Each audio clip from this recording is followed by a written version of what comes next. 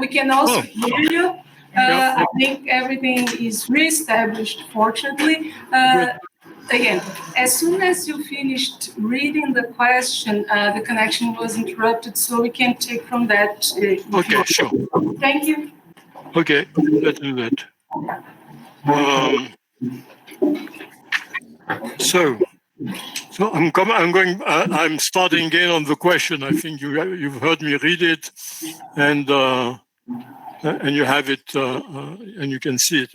So it's a big question, I was saying, which proposes to frame the options for the study of cognition under three possibilities, and I identify with none of the three possibilities.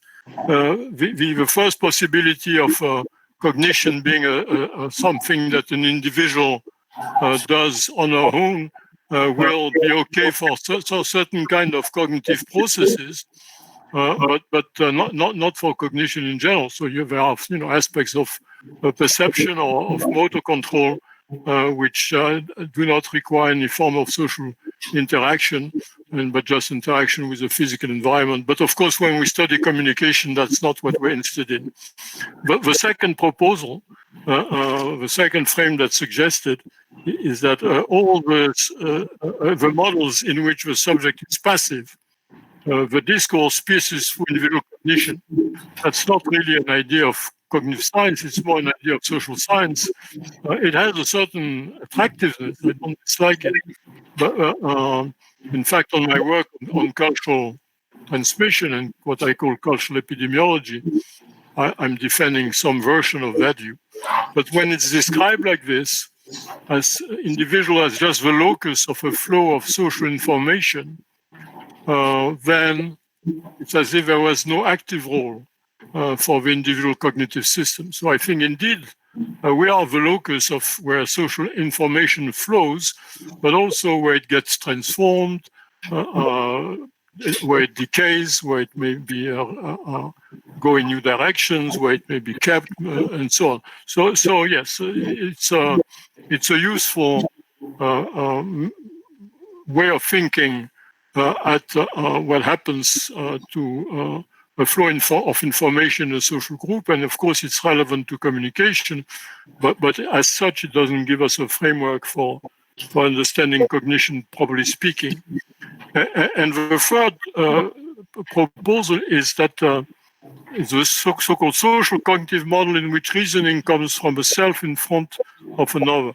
Well, that's again, with Hugo Mercier, we've defended the view that reasoning is indeed a social activity, but reasoning is used in two senses. In a narrower sense, where it's about invoking reasons in particular, and it's a kind of typically verbal, but at least conscious, relatively explicit activity. But there's another sense where reasoning, another sense that's much used in the cognitive science literature, for instance, in developmental psychology, where reasoning just means inference. And it's not true that all inference is done in this social manner. Also, there's something which I'm not in sympathy with in these three frames. They all revolve about the self. What is the role of the self in cognition? And they envisage three possible roles. But thinking about the self is, in a way, precognitive. It's a view that is important in philosophy of mind, in philosophy of law, for that matter, in social sciences. But the very idea of a self has been undermined in interesting ways, both from the side of the cognitive sciences and from the side of the social sciences. So I'm getting lots of noise in my, I don't know if I'm getting sounds which I shouldn't be getting.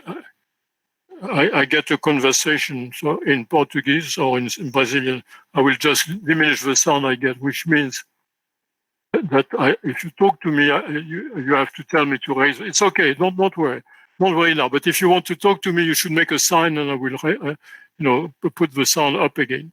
Okay. So I was saying the notion of a self has been undermined from the social sciences by adopting, I think rightly, a kind of constructivist view rather than taking the self as a given, thinking of it as an outcome, a product of socialization, social interaction, and so on. But then, and I think that's indeed insightful, but then it's not clear what we talk about when we talk about the self, or that if the self is a kind of representation that we have, that human organisms have of themselves, and that they get from their social interaction, then we cannot have that as a kind of basic constituent of a cognitive system under any description.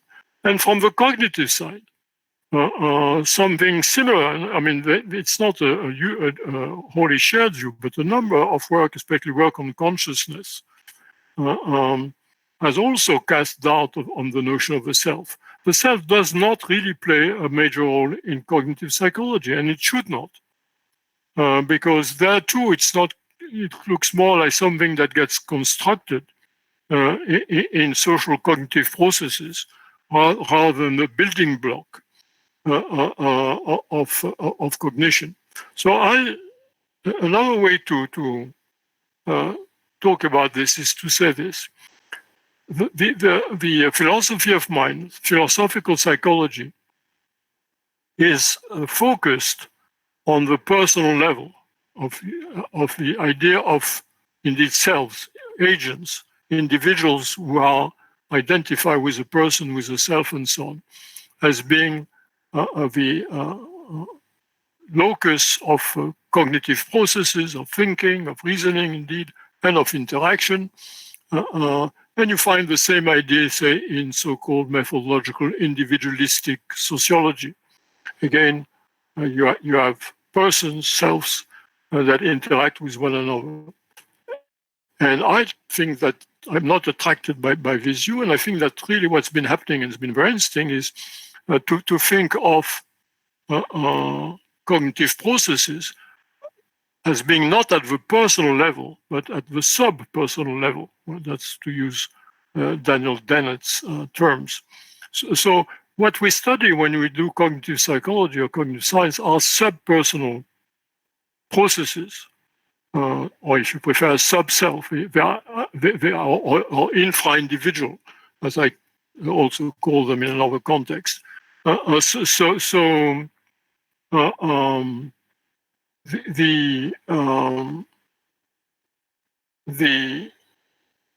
study in particular of the cognitive mechanism involved in communication, what relevance theory has to contribute to, is a study of mechanisms that are not part of what we as subjects, as persons do. They occur inside us and also across individuals, that is in the social dimension. And among the effects they have, together with all other cognitive subsystems, subpersonal systems, they contribute also to give us a certain kind of view of ourselves, to think of ourselves as selves, as individuals, as persons, and so on. But again, we don't have to, the personal level, to put it in other terms, the personal level is not a level of explanation, it's something to be explained. And we explain it in terms both phenomena which are sub-personal, infra-individual, and also of, I would argue, of phenomena which are supra-individual, which are at a higher level of the social relations that are involved in cognition, in communication, in social relationships, exist simultaneously at many different scales. So you can, one image which may be helpful is the image of a zoom. You can zoom, take the case of not a psychological phenomenon, but an epidemiological phenomenon. Now we've got the coronavirus epidemic, so you could zoom in at the level of the actual virus. You can zoom up out of that, look at the cells which are invaded by the virus. Zoom out a bit more, and look at the level of tissues which are infected by the virus. Look further up to the level of the whole organism, who has a coronavirus infection and how it affects its functioning. Look further out and at the interaction of that organism with other organisms, other human beings, from whom that individual got the infection and is able, and to whom she's able to transmit it. And then you can look at the level of local populations, and then you get the level of whole human population. So what's true for the epidemiology of diseases is, I believe, true for the epidemiology of ideas, of practices, of representations, so you can look at, so take a linguistic phenomenon, take the knowledge of a word, take a word, take the word love, okay? Take the word love. So the word love has to be somehow, if we're able to use it both in production and comprehension, there has to be something in our brain that makes us able to do so. There is some kind of neural implementation that the existence of which probably was acquired during language acquisition and is at play both when we produce and use the word love. So now we're just talking about very much internal neuropsychological phenomena. Now, if you move to the production of utterances where we use the word love, we may say, I love you, or we may say, love is such a big problem in my life, or whatever you may say about love. So now you're moving to a scale where you've moved away from just the brain, you've used the whole organism is involved, your mouth, your speaking, but also the environment, the fact that you're talking to people, to at least one person. And now the scale at which this thing is happening is an inter-individual interaction. But that interaction not only is about establishing or modifying, acting on the relationship between two individuals, but it also contributes to the practice of describing relationships in terms of love, of having whatever it is, love relationships, and it contributes to the propagation, to the stabilization of the love as a cultural phenomenon, as a social phenomenon in a group. So you can move up the scale and think of, the way ideas, representations about love, how it affects individual self-representation, how it affects their communication in a certain community at a certain moment. And you can, zoom up again further and think historically how the notion of love changes over time. But it changes, its presence, its role is always played through all these micro interaction where everything is involved, the brains of the people involved, the cognitive processes, the physical co-presence, the environment in which they operate, the social networks in which this takes place, and all this is simultaneous. So it's a very long-winded answer to your first question. I don't know if we ever get to the last question, but it was a long question. So when you study communication, you're not studying something that's just cognitive, nor are you just studying something that's just social. You're studying something that is cognitive, that is social, that is also neurological, that is also historical. It's all this at the same time.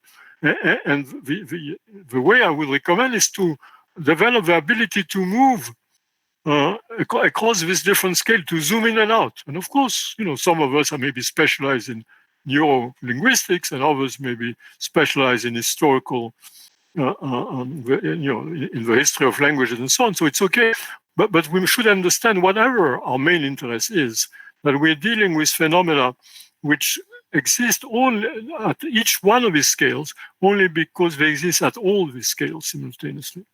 Language cannot be something of just individual psychology, but it could not even be something social. It was not something in individual psychology. So it's all this at the same time. I will stop this long answer to this first question, and I suggest, and I will put the sound back. It would be nice if it were a bit of a dialogue. So if we could continue.